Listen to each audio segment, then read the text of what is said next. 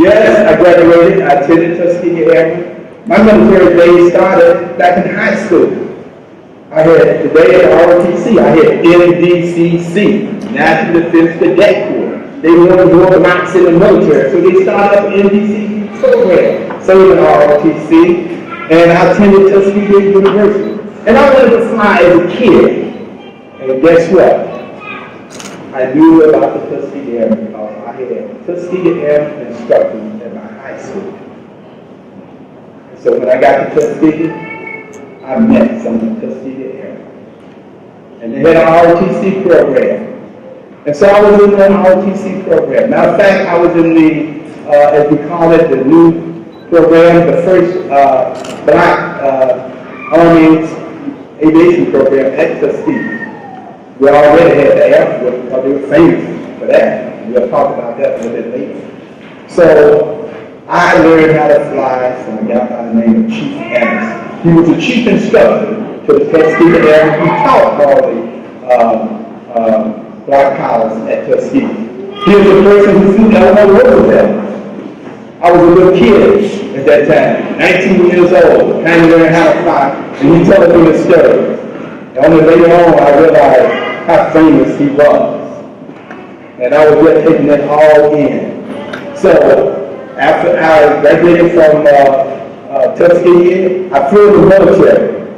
Okay, I flew helicopters. Right out of high school, they put me into what they call the Chinook helicopter. Are you familiar with the Chinook? It's the largest helicopter in the Army. At that time, the only way you could get in a Chinook was you had to have 1,000 hours of combat time. But I was able to get into flight school. I finished in the top part of my class. So I flew Chinooks in Vietnam. And then later on, I worked for West Point Academy as a liaison officer. And then Joe Moses, here I am today, flying around, carrying the bags of the Tuskegee Airmen, traveling to military bases, FedEx World Headquarters, Delaware. Right here, it's women from Delaware, right? I go down to Delaware State all the time.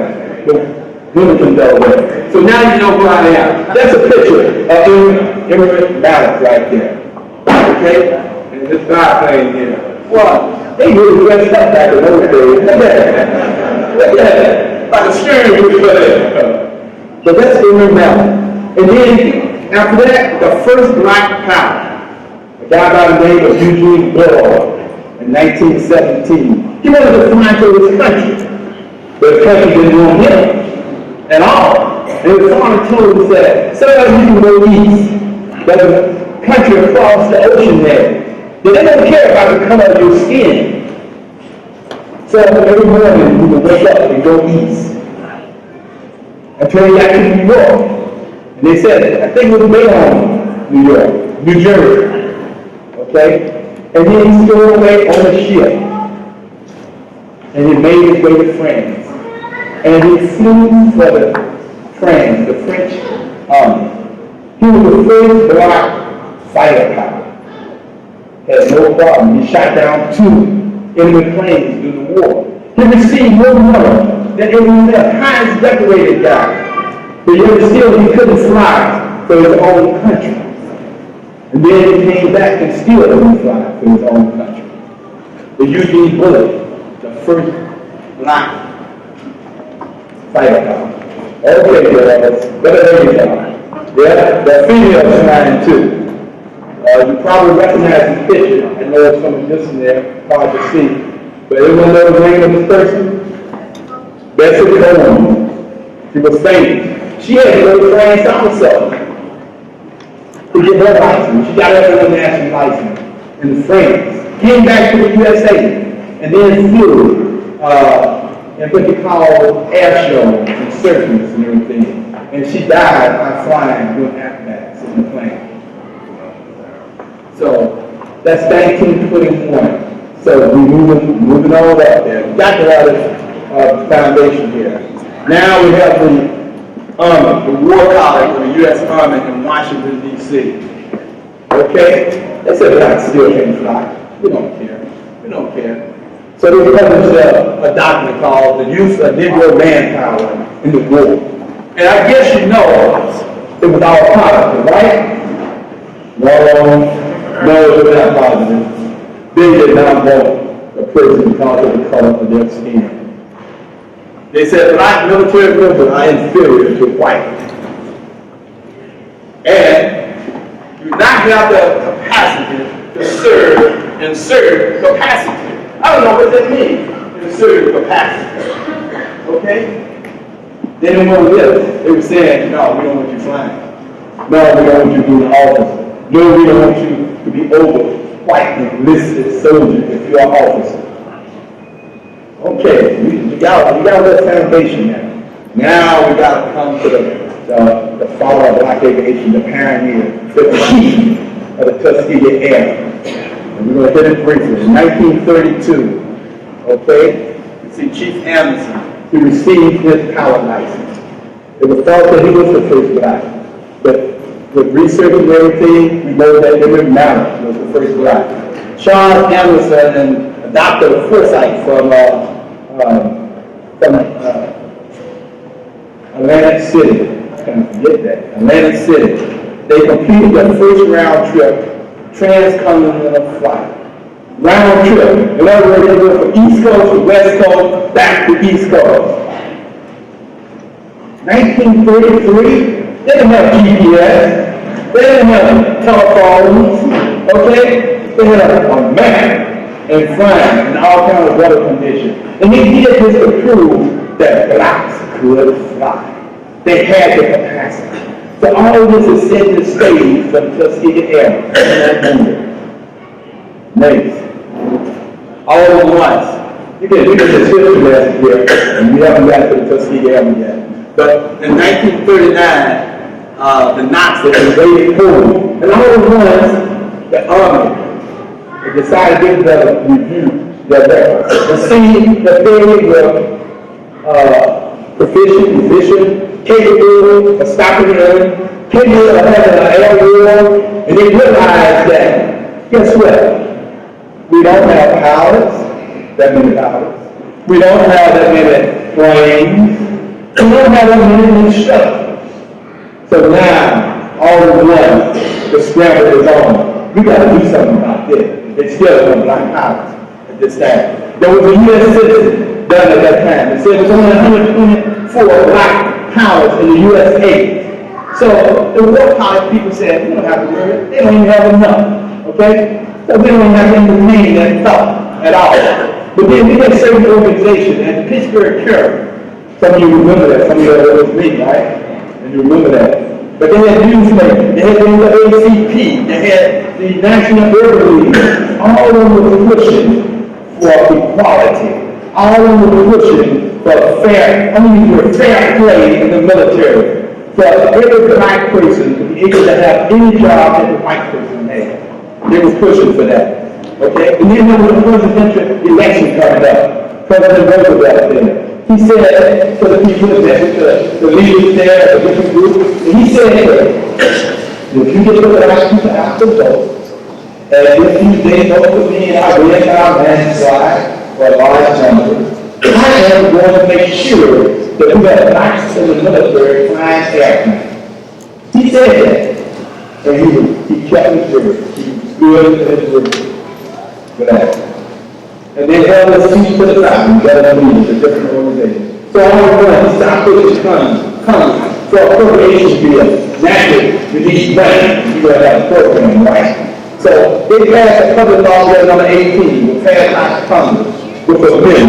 These women said that, hey, we're going to appropriate some money for black power to help black programs at some location, at some colleges and education places. And then Congress passed this, and this is very important here. They passed the Civilian Pilot Training Act, that was the Civilian Pilot Training Program at black schools. At black schools, in universities all over the country.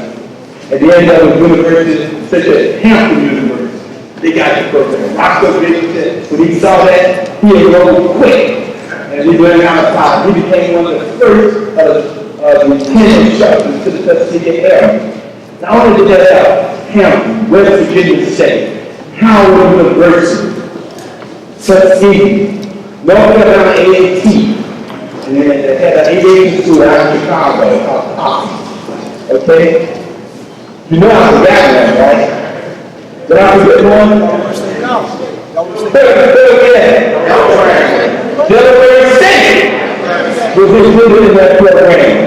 And to this day, Delaware State still has an aviation program with the own fleet of airplanes. And the great progressive chapter, every year we get a student at Delaware State scholarship to help them pursue this dream, this aviation dream. So every little money we collect is seeking to have those $4 scholarship programs for the young people and the youth going to college. Okay. Now, I'm going to fast forward a couple slides just to get to a couple points I want to get to. But this guy, Yancey Williams, he was very important. He went to the civilian college training course, okay, in Howard University. And then all the ones, he applied to the military, to the Air Force. And they turned him down. Said, no, no way. And he sued the Army. He sued. And when he sued them, you should have seen him scrambling. All the ones they started having a program at the sea. Okay? And they announced his 99th Super Squad. And Eleanor Roosevelt visited the sea in that same year. Okay? And she took a ride with Chief Anderson. And that famous ride, I've been a child 8-year-old movie. In the movie, it was Larry Fitzgerald, a student in real life, was the chief instructor. Chief Anderson taught me how to fly. Who taught over 1,000 Pacific areas. And also the Vietnam War. And then she went back. You can't see it here. You go to the Smithsonian, you will see Chief Anderson and Eleanor Roosevelt there. She was there at the CG, the National Polio program by Dr. It's a lot of history. I'm going to skip through a couple of these just yet. This is that they had the first class out in 1941. There were 13 people in the first class. How many of you think made it in that first class? No, that's an unlucky number. That's an unlucky number. 5. 5. It was that tough. The next class, there was 11. How many of you think made it? 3. You could have been the best of the best. All of them sitting down like that. 5 of them, they said they were going to be 1. The black colleges at the time said they could have 4. But they couldn't do it. When I was in, they said the same thing to me. Everybody just made it. My first instructor said, the first week, I'm going to flunk you out. You're not going to make it. I said, you're not my instructor. But I was taught, I couldn't see everything that was going to happen. And so, I knew what to expect. Hey, a week later, I became your student. I said, oh, I'm in trouble now. And he was in charge of the class, of everybody. Guess what happened? I had to take a check ride. All the Tuskegee Airmen took check ride. Most of them, 90% of them took check rides. Kind of watch them out. I took a check ride. It was done by a civilian company. A civilian. And the civilian said to me, so you know why you're here? I said, what did I get on my check ride? He said, 95. I go back, sit at the desk, round table, my instructor. I said, how did I do it? He said, you're lucky. You just didn't make it. It was 70. At that time, I found, I said, this is what they were telling me about. But the good part of it was that now you could have a new instructor. He said, I would still like to work with you. I said, oh no, I don't want to do it. I wasn't going down that road. Okay? So after that, I would even go to the best college in the class before it was all over with. At the end, graduation day came out of the primary. He came up to me again, square in my face, and said, look, I tried to get you got not. I didn't say a word to him because I said, I have a dream, there's no way you're going to stop me. Okay? So I kept on going. Okay.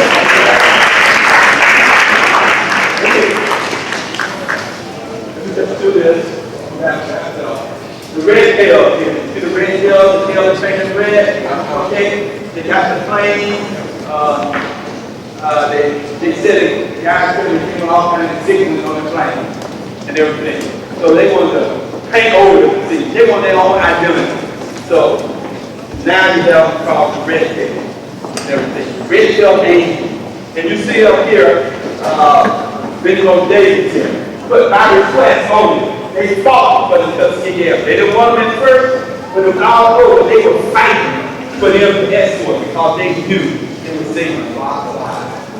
A lot. And as I think the court said, there was 10, said 12 to 10 men on a bomb. On one day, on one mission, they lost 60 bombs. 10 times, 600 men on one day. After that, hey, they wanted the Tuskegee Air to escort them all of the time. They fought.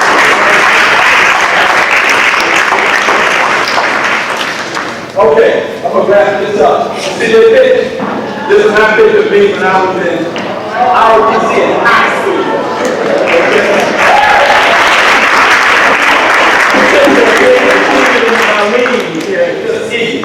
Yeah, first solo, keep Anderson there. And here I am in Vietnam flying helicopter. And at the end here, I put the name Luther Smith up, and this is it. I love to tell this to the young people I have out here. Luther Smith, P.O.W., original Tuskegee Air, a member of the Greater Philadelphia chapter of Tuskegee Air. He was captured in the war. And Luther said to me, he was going to get 139 mission. And all of one, he got shot down. And I said shot down, when the fact came up and everything in the plane. He saw me with Red Tail, the guy in the plane. And I said, Luther, how did you get out? The gas is coming in and everything. He said, you know what I did? My leg was down and I was stuck. It was only one way. I flipped the plane over and fell out head first. When he fell out head first, the parachute did not open completely. He was going to the ground, and the parachute was like an umbrella, not even open. If you saw the Red Tail movie, there was a tree in the background. The guy parachute. How the service, how the Luther, along with some other POWs. That tree caught him. He said, and saved his life. And saved his life.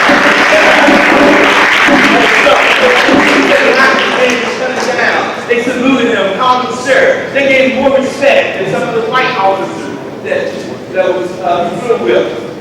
His dream was over. He couldn't fly anymore. That was the end of his dream. But Luther said, I didn't stop there. I went back to school, and I got my master's in aerospace engineering. And the ship got aerospace degree. And then no company would hire him. So he wrote letters, him and wife, to major companies and to the president and everything. And GE hired Luther Smith. They had a contract with the government. If I knew that for the company GE, what happened? He developed a patent in his own name. I said, how can you do that? Normally the company owned the patent, but he had patent in his own name. And one of the patents he had was used on the spaceship that went to space. When they first went. And that patent was an O-ring that kept all the fluids in place. So Luther did not stop. No matter for the young people, what problem you have, the adversity you come about, you just gotta keep on, keep on.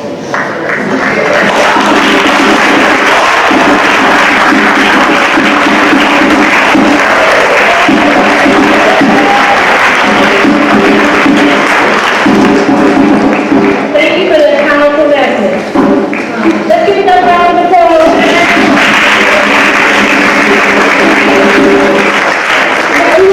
We up to the next room. It's catered by Frederick. So before that, we have another musical performance by Combined Choir.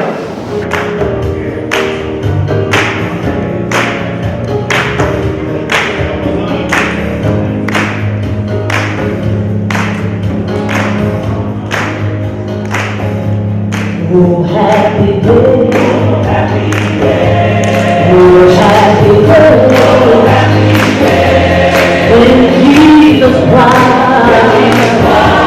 when Jesus Christ,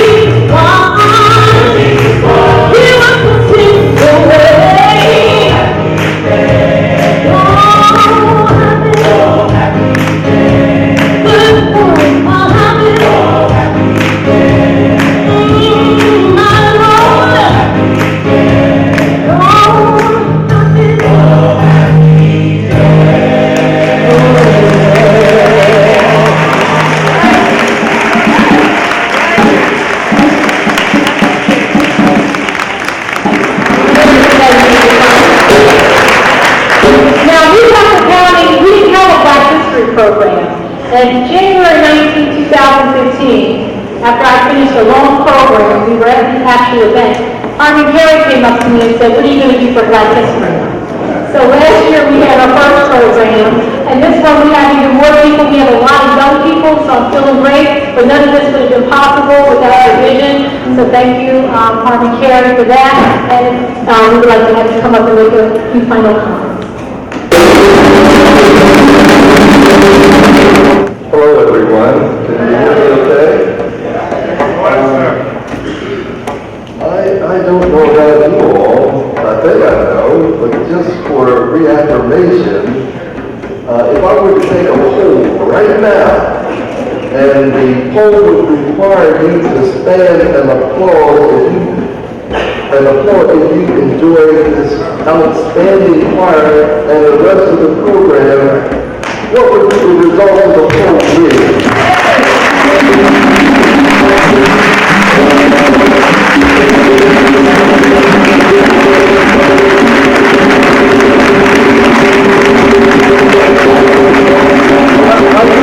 I kind of thought the results would turn out this way.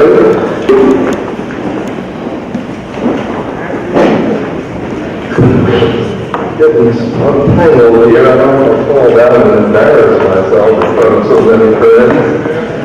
Now, the second thing I want to say is that they're the combined choir. I don't know what the ingredients were or what combination, but whatever they are, I want you to write it down, and I think all musicians should follow it.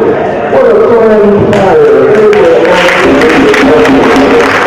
and it's not only the voices, but the energy they put into it. I was watching a program, didn't have much hair on his head, he had a black shirt on, you may have seen him right in the center. My goodness, he put his heart and soul in did the other members. And please know, friends, that we are truly appreciative of your having come up here from downstate to enrich our program with your special talents. Okay, there are a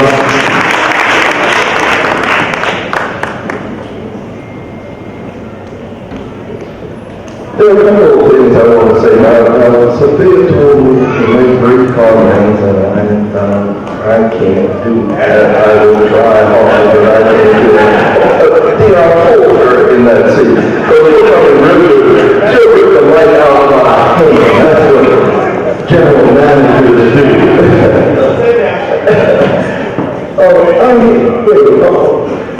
This is so embarrassing. Oh, I thought I had turned. Excuse me, you all. I'm getting a tweet. Excuse me. Claire, please forgive me. Oh, she is going to kill me. Guess who the tweet was from? Dr. Carter G. Woodson.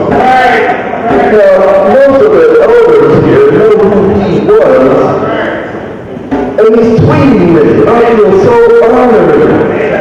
And he said, well, for those of you who don't know him, Dr. Carter G. Woodson was the father of Black history, and he was this is special to know people who started Negro History Week in 1926. And just, it's a special anniversary this month. It's the 90th anniversary of what started as Negro History Week. It's the 40th anniversary of Black History Month, which was expanded to a month in 1976. Just a few facts that I wanted to share with you. And Dr. Woodson said, Harlan, don't forget to acknowledge the sponsors of this event. The Black Achievers, the Street YMCA, Newcastle County Government, the Afro-American Historical Society, and the African American Heritage Center.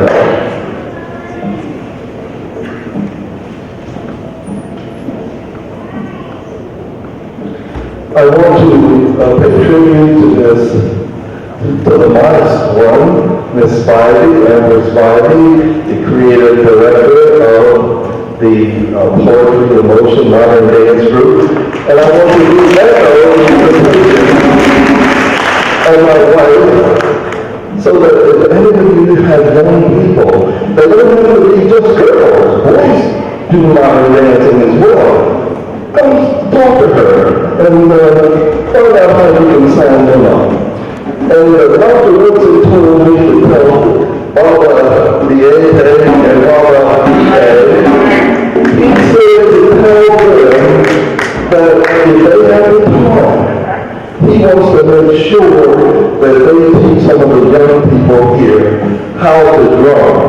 So if any of you have young people, don't have to be drummers, girls drum Africa as well, then see them after this program, or see my wife. Maybe you can get a drumming group going here. And Tom, who is already left, he said to me to say to Tom, you are a leader. A leader acts on the right thing, not what the political thing is. And because it was the right thing, Tom agreed to issue his own proclamation for Black History Month. He didn't wait for council to do it. He did it. Now some of you may understand the hidden meaning of that comment. I won't go into it. But when you're a leader, you do the right thing. You don't wait for others to contemplate it. Paul is starting to do it. So, there is someone else I want to acknowledge. Is Jane McKinney here? Where is it? Come on up here.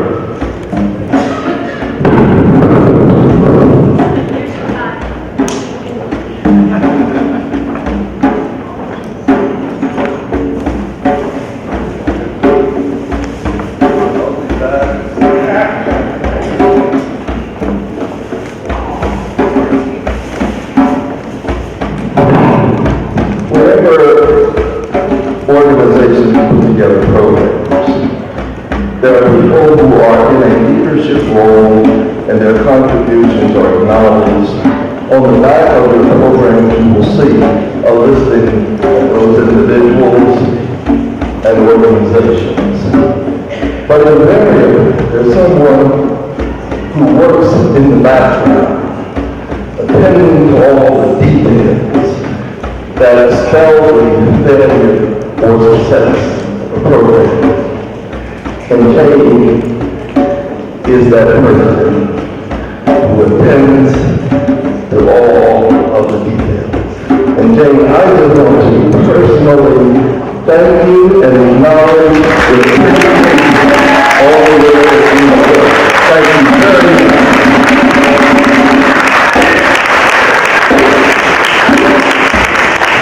Okay, I think I'll just about cover it.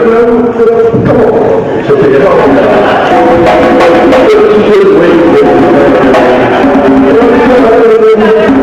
I didn't get you though.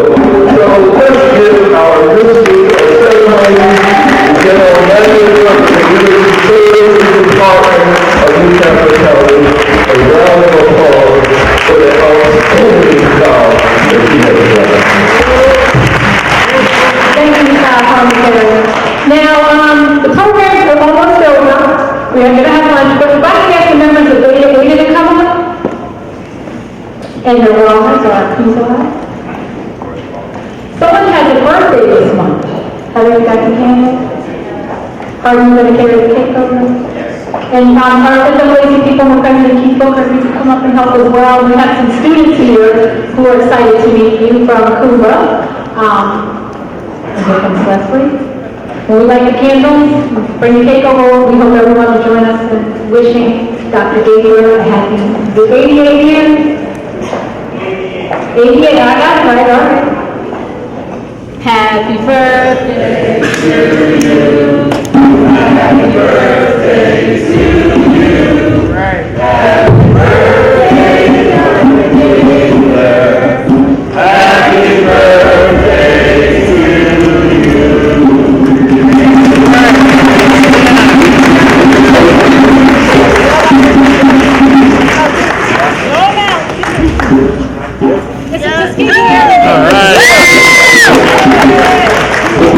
All right, this is Tony Prado with NCC TV. I'm here today with Brett Taylor and Shannon Riley, filming this wonderful event today. And with me right now are some of the members of the audience. Say hello to NCC, everyone. Hi. Well, everybody say your name and where you're from. Starting with this. I'm Andrew, and I'm from Delaware. I'm Bria, and I'm from Delaware.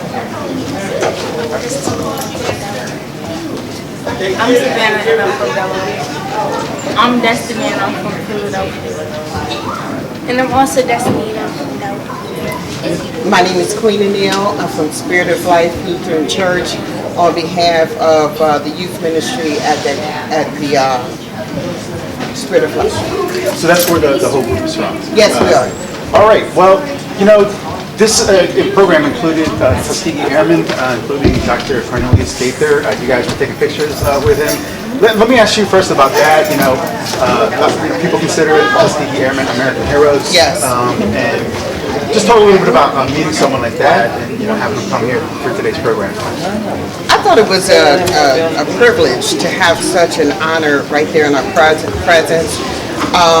To share his history and his struggles that he had to go through to be able to fly airplanes and to witness and to hear ourselves how he saved people and how great Tuskegee Airmen was. So it was just an honor to even bring our youth to know their past and to know what they other people had to endure for us to get where we're at right now.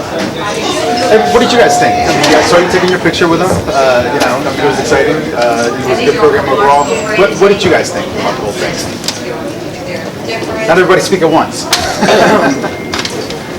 Well, I thought it was such a great honor to be able to learn about this and have to actually meet someone as special as that, and to just learn some of their stories about it. It was just a good experience. All right, and in addition to the Tuskegee Airmen, we had some wonderful, musical performances, dance performances, singing. What did you guys think of the overall program to commemorate Black History Month, which just started?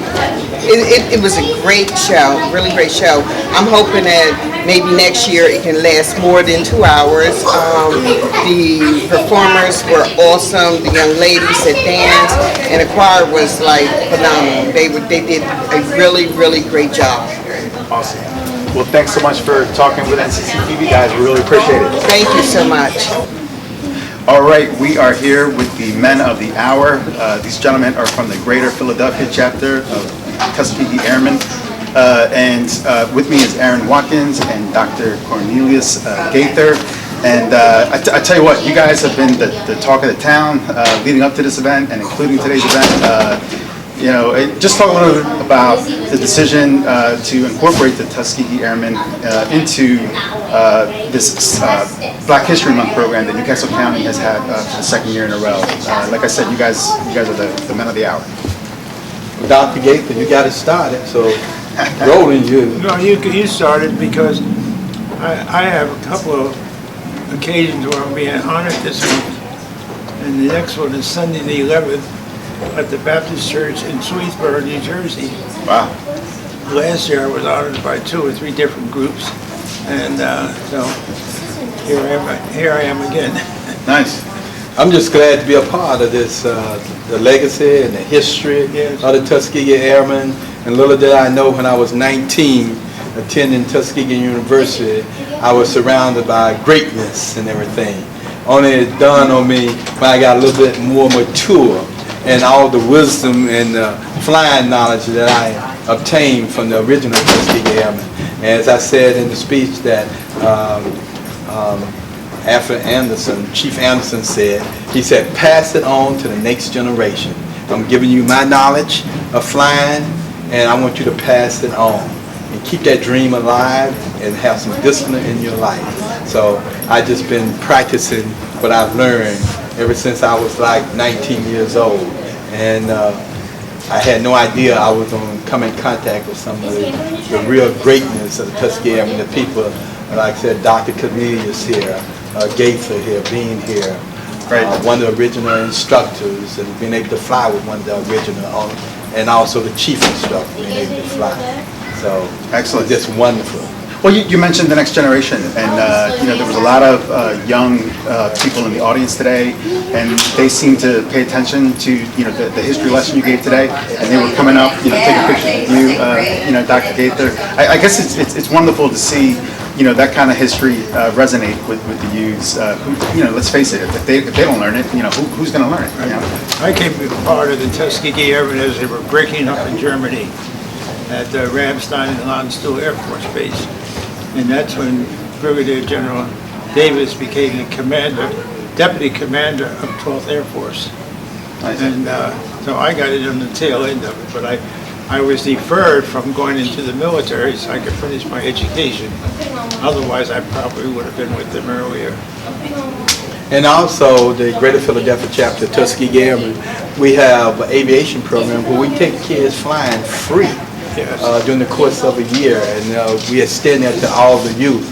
And not only do we take them flying, we also have summer camps we involve the youth to it. We pay for it. And they take them on trips through the towers at Philadelphia Airport so they can see what these people do in the tower.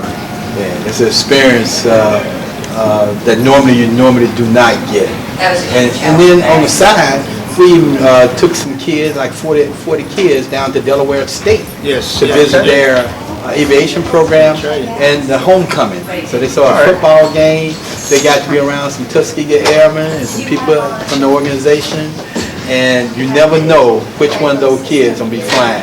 And I said male or female because the girls love flying. But also the Philadelphia chapter, Tuskegee Airmen, has adopted Central High School in Philadelphia, which used to be an all-boys school. Now it's more females than males. And also just recently adopted Girls High School, which is still all girls. But we go there, and at the Central, we spend practically all day there and talking to those that are interested in joining the military and getting an education. Excellent. Well, this was a lovely event today, and it's important because let's face it, Black history, it's American history, and we do things like this to make sure we don't forget that. And to that end, the thing I've been hearing this week is that Tuskegee Airmen, they're American heroes. You talk a little bit about that. When you hear people say things like that, and why that's important. I think it's important because it's showing that after so many years that people do care and they appreciate your accomplishment and some of the things that you went through. And on top of that, people are amazed when we say that the Tuskegee Airmen are not only the pilots and the fighters, but the people that support it, including white people. Matter of fact, the highest award is given to, I'm going to say, a white man from Georgia, who was the commander of the Tuskegee Army Airfield in Tuskegee, who made life easy for them to learn how to fly and to study and everything, because it's a rigorous type of thing. He removed the color sign and everything. So the highest award is given to Colonel Paris. Graduated at 14 from high school, 18 in college. And again, you'd be surprised some of the people that supported the Tuskegee Airmen. And still are. And still are. Yes. Excellent. Well, on behalf of County Executive Thomas B. Gordon, I want to thank you gentlemen for coming and representing the Tuskegee Airmen Incorporated. It's been an honor to have you guys here today. Thank you very much, Mr. Watkins. Thank you for having me. Dr. Gaither, truly a pleasure. Yes. All right, As far as my history goes back, when I was a school dentist with the Wilmington school system. Oh, nice. From 1960 to 1977. Wow. Yes, I remember when this building was built, coming up in Westchester. No kidding. No kidding. Yes. Okay, thank you. Well, there you have it, folks. That'll wrap it up here for NCC TV with Brett Taylor and Shannon Riley. This is Tony Prado for NCC TV.